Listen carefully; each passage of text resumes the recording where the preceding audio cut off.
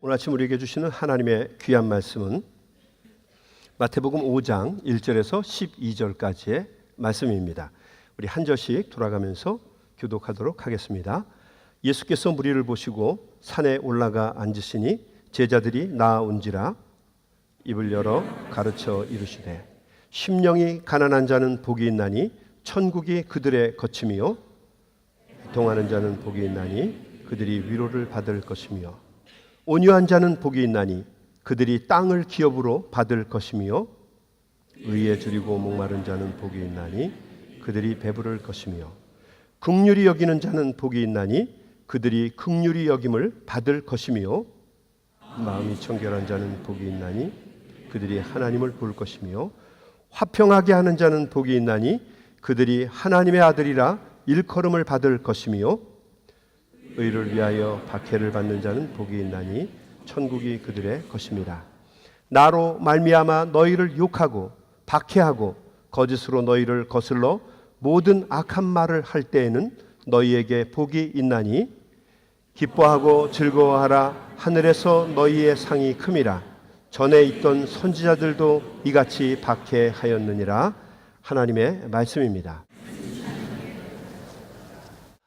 우리 기독교인들은 의롭게 살아야 합니다. 왜냐하면 하나님께서 의로우신 분이기 때문에 그렇습니다. 하나님이 의로우신 분이기 때문에 우리가 하나님께 나아가기 위해서는 의롭지 않고는 하나님을 따르지 않고는 결단코 하나님 앞에 가서 설 수가 없어요. 그래서 우리는 반드시 의로운 삶을 살아야 합니다. 그런데 문제는 우리가 아무리 노력을 하고 수고를 해도 우리는 의로워질 수 있는 능력이나 힘이 없어요. 그래서 하나님께서는 우리를 의롭게 만들어 주시려고 당신의 외아들 독생자 예수 그리스도를 우리에게 보내주셨습니다. 그래서 그분을 의지하기만 하면 그분을 신뢰하고 그분과 동행하게 되면 부족하고 여전히 죄인이지만 의로워지는 권세를 하나님께서 우리에게 주셨습니다. 이것이 우리 감리교에서 이야기하는 또 많은 개신교에서 이야기하는 칭의의 교리입니다. 그러므로 예수 그리스도는 우리에게 있어서 하나님께 나아갈 수 있는 유일한 길입니다. 그분을 통해서 우리는 하나님을 경험하고 하나님의 자녀가 되는 권세를 얻게 됩니다. 그래서 예수 그리스도는 우리에게 있어서 의, righteousness itself, 의 그 자체예요. 그래서 예수님은 우리에게 있어서 한마디로 의 자체입니다. 예수님을 덧입어서 의로운 삶을 살지 않게 되면 반드시 후회하는 날이 오게 됩니다. 지금은 하나님의 나라로 가신 고 한경직 목사님이라고 하는 분이 계셨어요. 이분이 종교계의 노벨상이라고 불리우는 템플턴 상을 받으셨어요. 모든 교단을 초월해서 한국교회의 경사였고요. 이 한경직 목사님의 수상을 축하하고 축복하기 위해서 개신교의 많은 사람들이 함께 모여서 예배를 같이 드렸습니다. 예배가 끝나고 기자들 앞에 서셔서 수상 소감을 이 한경직 목사님이 이야기하게 되셨는데 수상 소감을 말씀하시다가 뜻밖의 이야기를 하셔서 거기에 있던 많은 사람들을 당황하게 만드는 일이 있었습니다. 침울한 모습으로 한 목사님이 이렇게 이야기를 하셨어요. 나는 이 상을 받을 만한 자격이 없습니다.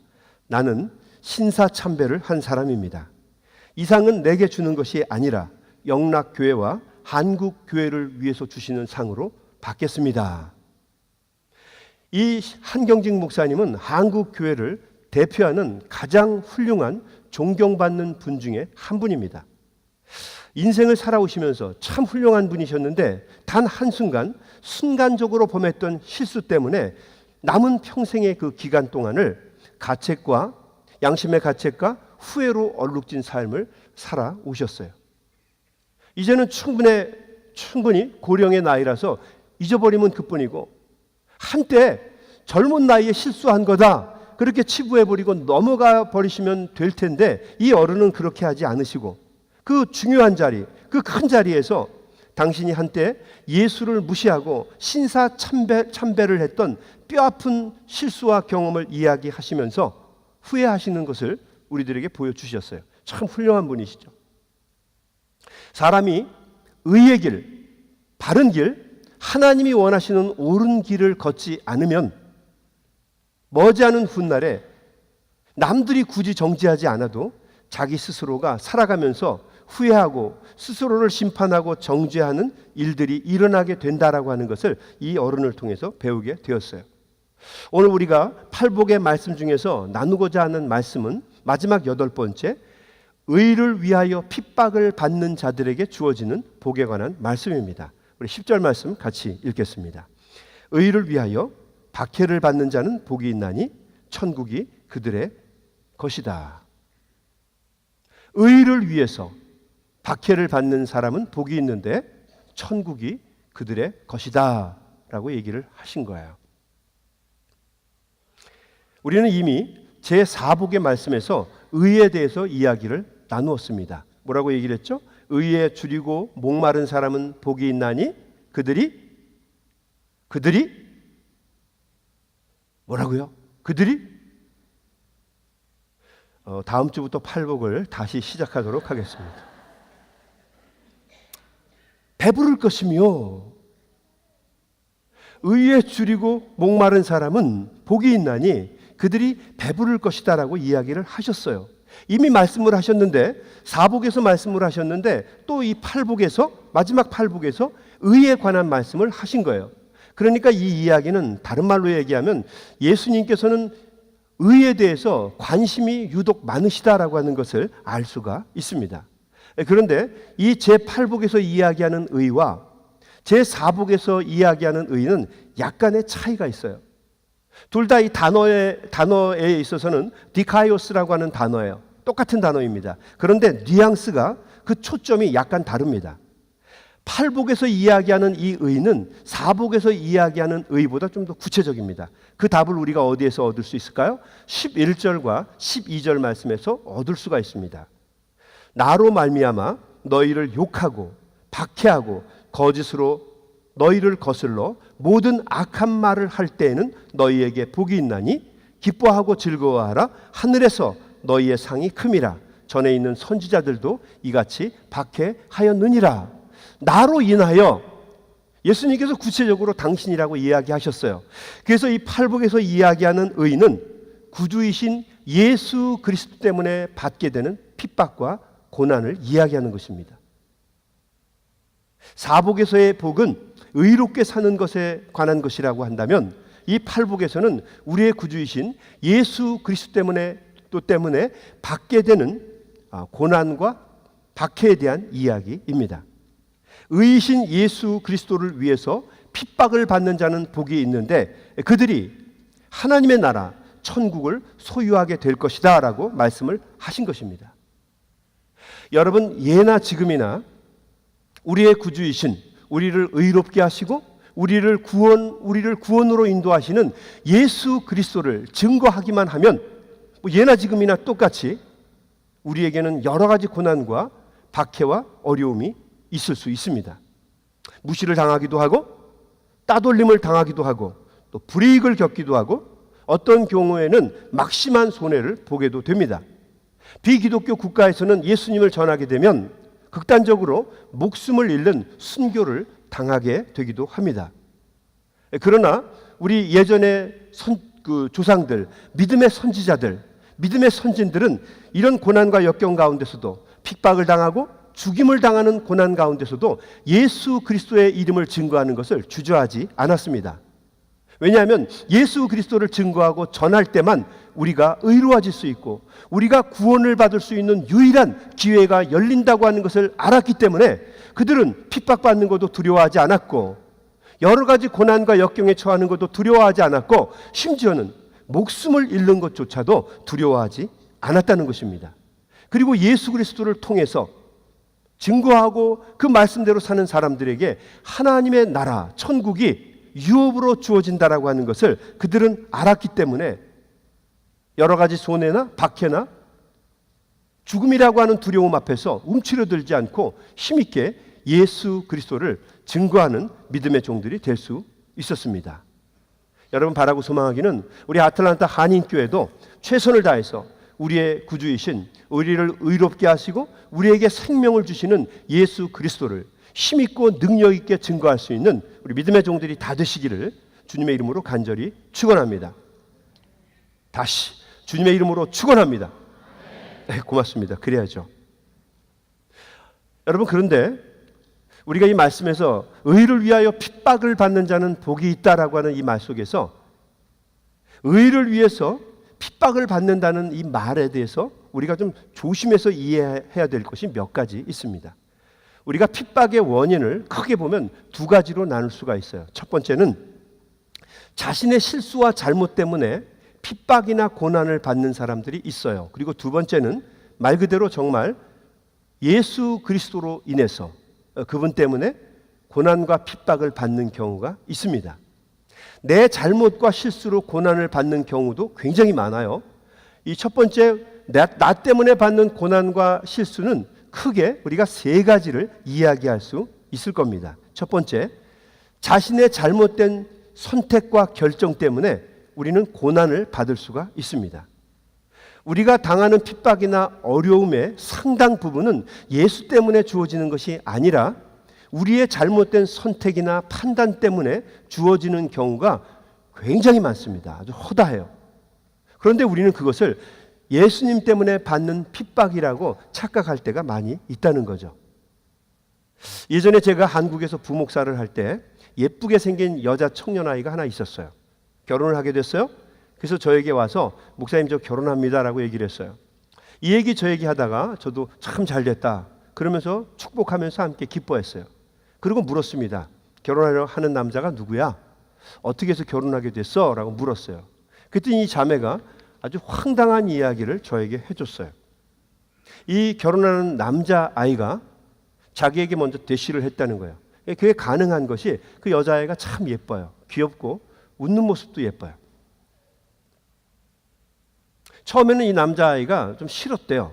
그래서 계속 이 아이가 구애를 할 때 그냥 계속해서 거부했다는 거죠. 넌 아니야. 나하고 맞지 않는 것 같아. 거부했다는 거예요. 근데 어느 날 비가 주룩주룩 내리는 날, 항상 비 오는 날을 조심해야 돼요. 이상해요.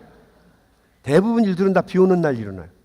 비가 많이 내리는 날 이 청년 아이가 술을 이빠이 먹고, 이빠이가 뭐예요? 무식하게. 술을 왕창 먹고 그리고 이 여자애한테 간 거예요. 그리고 여자 앞에 가서 그렇게 구애를 했는데도 매정한 아이를 보면서 그 아이의 뺨을 힘있게 착싹 때렸다는 거예요. 낮에 별 보는 게 처음이었대요. 딱 맞더니 남자아이가 이렇게 얘기를 했다는 거예요. 때리고 나서 이제 나도 인생 접을란다. 너 없는 세상 의미 없다. 그리고 강제로 그 여자아이를 끌어안고 엉엉 울기 시작하더라는 거예요. 우리가 전문 용어로 이거를 술주정이라고 하죠. 그 여자아이를 끌어안고 막 울었대요. 근데 그 순간 여자아이도 갑자기 눈물이 나더라는 거예요. 지금 맞은 생각은 못하고, 아, 이 아이가 나를 이렇게 사랑하는구나. 내가 너무 매정했구나. 그러면서 마음이 부드러워지면서 그 아이를 보고 같이 끌어안고 울면서 눈물에 도가니탕을 같이 끓여 먹었대요. 그리고 나서 결혼을 결심했다는 거죠. 여러분, 이거 말려야 됩니까? 말리지 말아야 됩니까? 응? 말려요? 그냥 해? 지 마음대로 해요? 결혼하겠다는 거예요. 여러분, 제가 목회를 하면서 남의 결혼 말려본 거는 이게 처음이자 마지막이었어요. 결사적으로 말렸어요. 야, 너 정신 차려라. 결혼하기 전에 그렇게 손찌검하는 아이들 뻔한 놈이다. 지금은 너 뺨때기를 때리지만 머지않아서 주먹으로 네 배때기 때리는 날이 온다.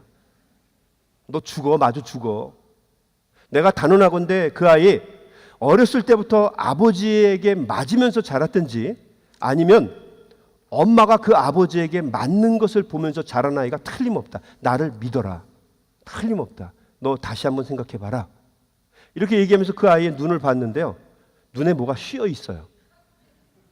콩깍지가 휘어 있더라고요. 아무리 제가 간곡하게 이야기를 해도 귀때기가 맥혀가지고 들리질 않아요. 저한테 이렇게 얘기합니다. 목사님, 실망입니다. 목사님은 좀 다른 분인 줄 알았어요. 아니 더하시군요. 구시대의 유물이세요. 그리고는 정말 결혼을 했어요. 한 6, 7개월 후에 이 자매가 다시 저에게 왔습니다. 그리고 이렇게 이야기를 했어요. 왔는데 그 모습이요, 눈탱이가 밤탱이가 됐어요. 두 눈이. 그리고 그냥 잘 지냈어 이야기하는데 웃는데 보니까 앞니 하나가 부러졌어요.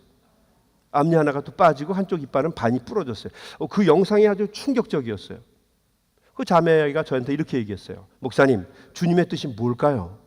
왜 주님이 제게 이런 십자가를 주셨을까요? 왜 이런 핍박을 주시는 거죠? 주님은 저에게 무엇을 원하시는 걸까요? 그래서 제가 그 자매에게 이렇게 얘기했습니다. 야, 쓸데없는 소리 하지 말고 너희 아버지 지금 어디 계시냐?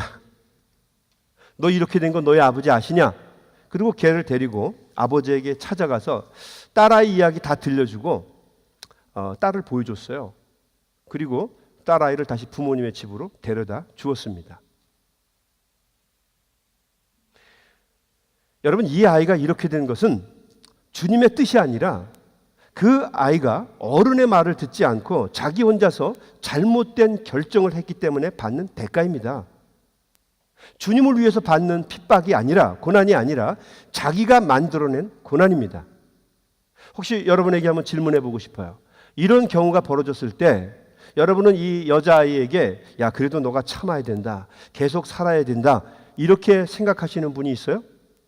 주님의 영광을 위해서 너가 사명으로 알고 남편의 영혼을 위해서 기도하고 남편을 바꾸기 위해서 하나님 앞에 간절하게 기도하면서 매어 달리면서 살아야 된다라고 생각하시는 분들이 있습니까?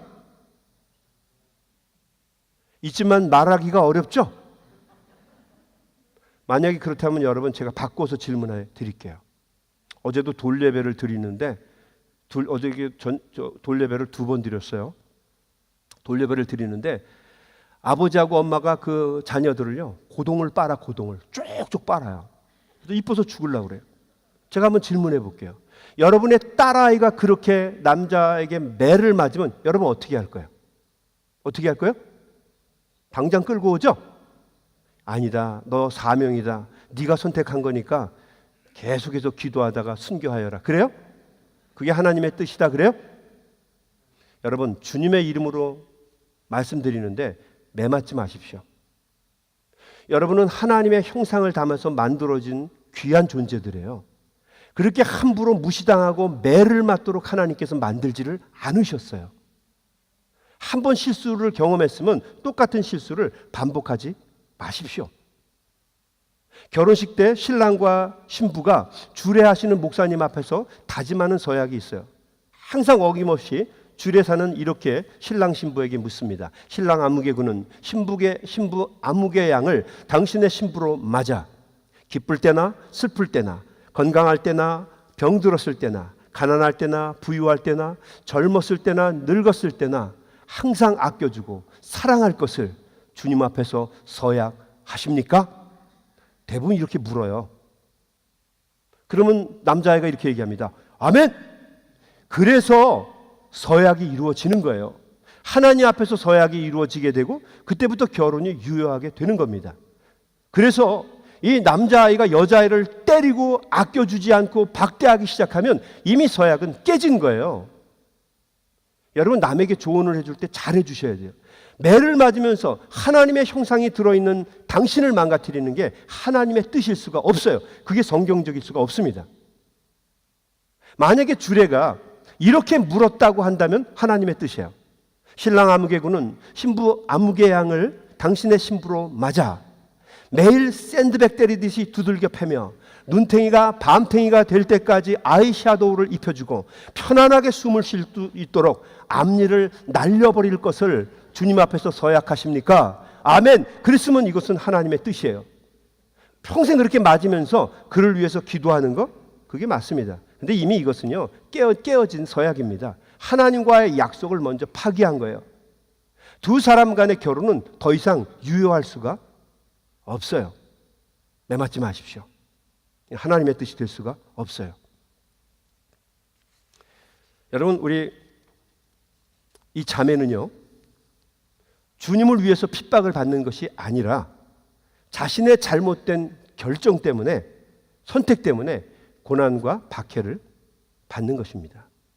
두 번째, 왜 사람이 박해를 받고 고난을 경험하게 되는가? 두 번째는 우리가 지켜야 할 질서와 법규를 어겼기 때문에 핍박이 오고 어려움이 오는 것입니다. 이것은 핍박이라고 이야기하기보다는 차라리 처벌이라고 말하는 것이 더 타당할 겁니다. 남에게 해를 끼치거나 잘못을 범했기 때문에 당연히 주어지는 대가예요. 이것은